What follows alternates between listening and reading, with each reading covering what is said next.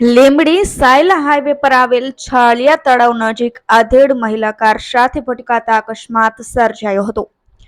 ત્યારે લીંબડી અમદાવાદ અને લીંબડી રાજકોટ હાઈવે અકસ્માત ઝોન બન્યો હોય તેવું લાગી રહ્યું છે। ત્યારે વધુ એક અકસ્માત સર્જાયો હતો। ત્યારે મળતી માહિતી મુજબ ચંપાબેન દુદાભાઈ વાઘેલા જેઓ કચરો વીણતા હાઈવે પર ચઢી આવતા પૂરપાટ ઝડપે આવતી કારની ટક્કર લાગતા ચંપાબેન ફંગોળાઈ ગયા હતા, જેમાં ચંપાબેનને 108 દ્વારા લીંબડી સિવિલ હોસ્પિટલ ખાતે ખસેડવામાં આવ્યા હતા।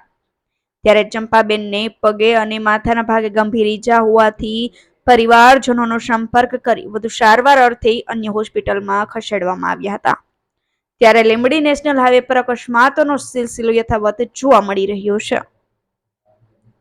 કલ્પેશ વાઢેરનો report, Gujarat national TV news, Surendranagar.